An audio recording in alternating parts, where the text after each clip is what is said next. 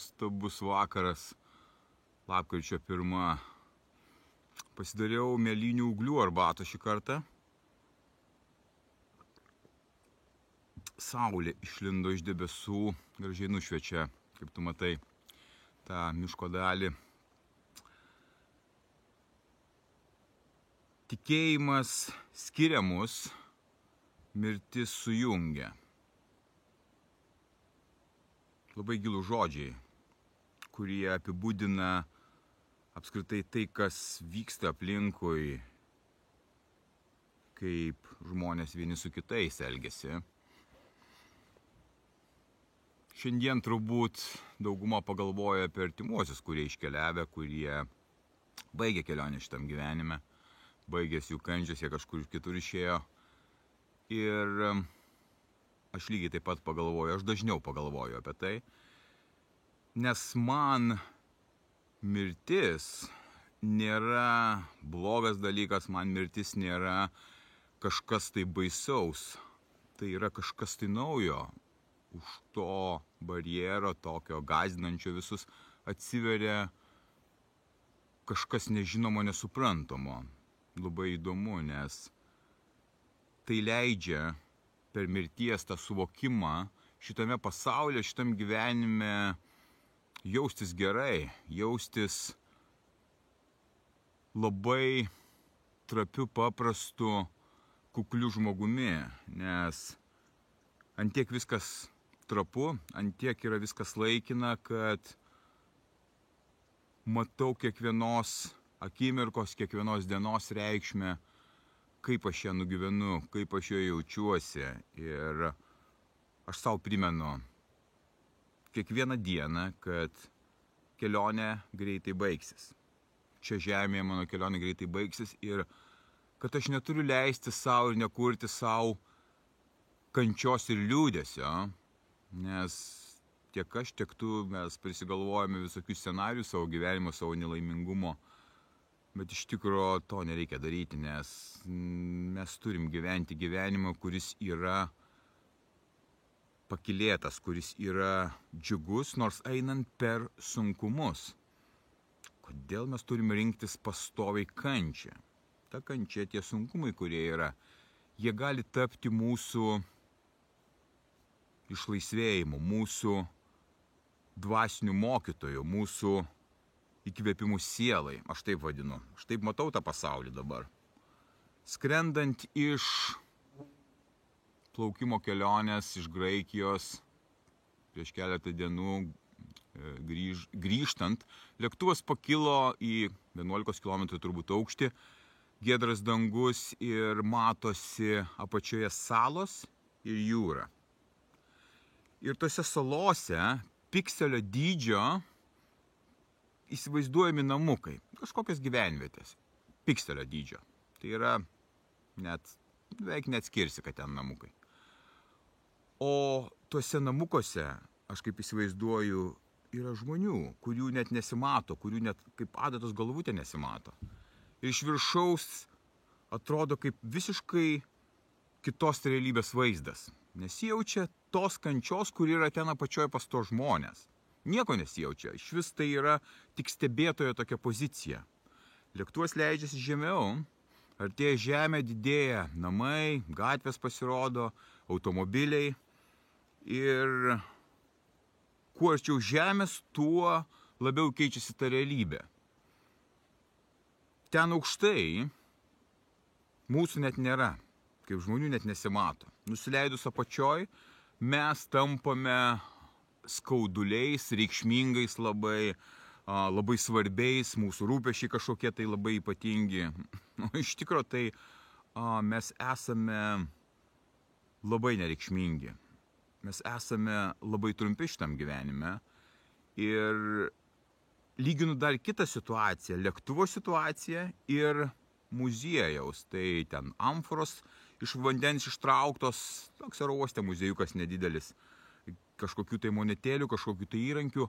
Ir aš pagalvojau, tai tų žmonių ne tai, kad nėra nei tų imperatorių, nei tų valdovų, nei tų galingųjų, nei jų vaikų, nei jų anūkų, proanūkių ir panašiai nėra. Vardų nelikę, nieko nelikę, gyvenviečių nelikę, tai ant kiek laikas užkloja viską, ištrina, ant kiek tai yra nesvarbu ir ciklas eina toliau. Čia mes žemėje, gyvendami gyvenimą, kovojam vienas su kitu, bandydami įrodyti, kas teisesnis, kas protingesnis, kad Coca-Cola yra skaniau už Pepsi-Colą, kad viena partija yra svarbesnė už kitą. Ir ta atskirtis sudaro tą susvetimėjimą žmonių. Dėl to viduje pas kiekvieną, kadangi įsigalėjusi psichinė negalia pas visus, yra pyktis, nepasitenkinimas, ateities nematymas. Vertinu viską šitam gyvenime, džiaugiuosi tom akimirkom ir stengiuosi, kad mano protas nemaištautų ir nerodinėtų kažkokių tiesų. Šį suprantu gyvenimą savo. Niekam neaiškinu, kaip jį gyventi.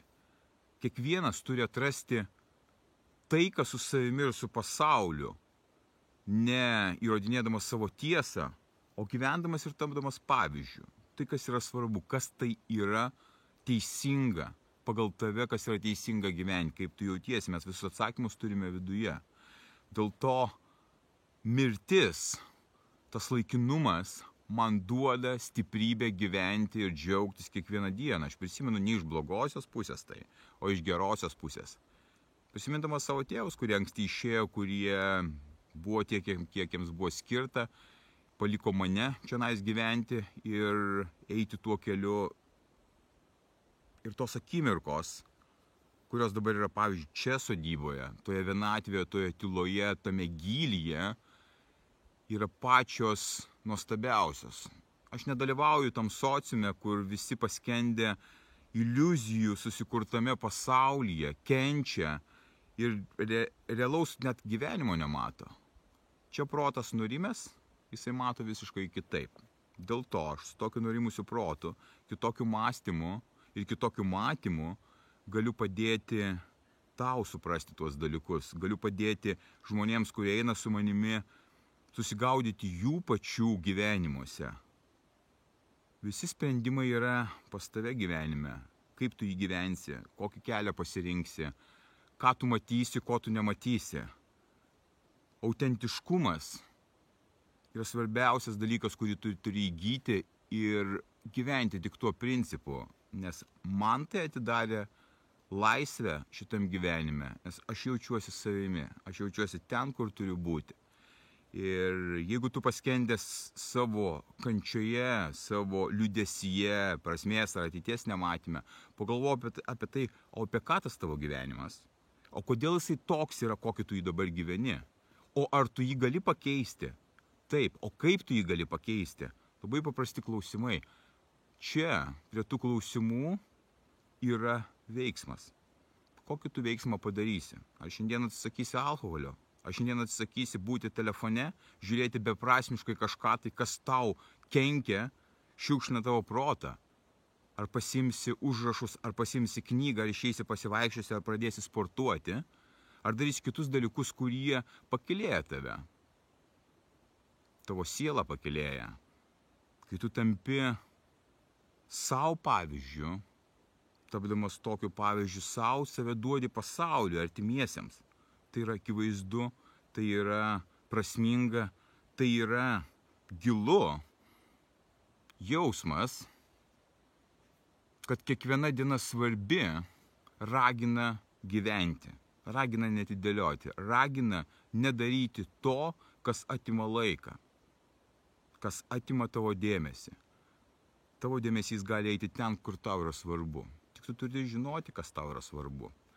Visiems šitiems elementams tau reikia įvairių tipų stiprybės. Psichinės, fizinės, dvasinės, visokių ištvermių.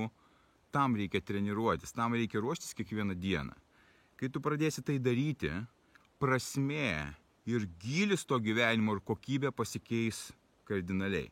Niekada negrįšiu į tą gyvenimą, kuriame gyvenau. Gyvensiu ir tobulinsiu save tame, kame aš dabar gyvenu. Tas meistriškumas, kuriame aš esu ir kurį aš tobulinu, jisai toliau. Tu gali daryti tą patį. Būk stiprus.